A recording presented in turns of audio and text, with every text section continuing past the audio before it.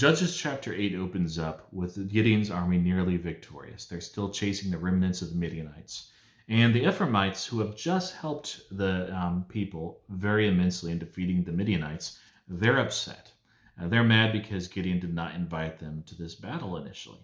Now remember, God wanted to use a very few to make sure that he was honored and seen as the reason for the victory. Very important to unite Israel because Israel is not united at all. So the Ephraimites are there hot and ready for more blood. And Gideon says, hey, what you guys have done, honestly, is more than what we've done. And so they're appeased. Now, Gideon's men continue to pursue the fleeing Midianites. And so they go past a couple of Israelite cities. One is named Sukkoth, likely a tent dwelling, not very big. And he says, hey, give us bread, give us water. We're dying of thirst and hunger.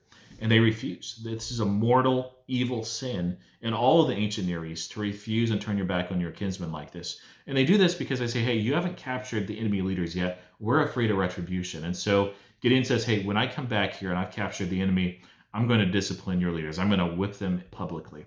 And he goes to this fortified city next. It has this great tower, Penuel. And he asks for the same thing. They give the same rationale. And he says, when I get back, I'm going to tear down that tower that you're so prideful of.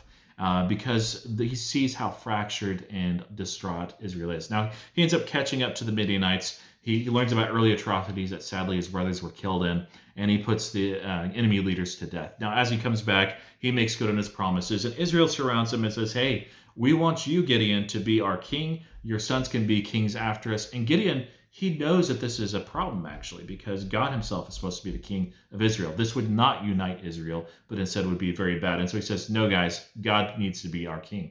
But what you can do is take the gold that you got from spoils, and I'm going to make something that'll unite us. And so Gideon ends up settling in Ophrah, which is in Ephraim, not where he's normally from, near the middle of the land, and he creates this ephod. Basically, you can think of it as an image that the Israelites worshipped instead of worshiping God. Now, maybe they thought they were worshiping God in or through that, but God accounted it as an atrocity, and it actually turned Israel further away from them.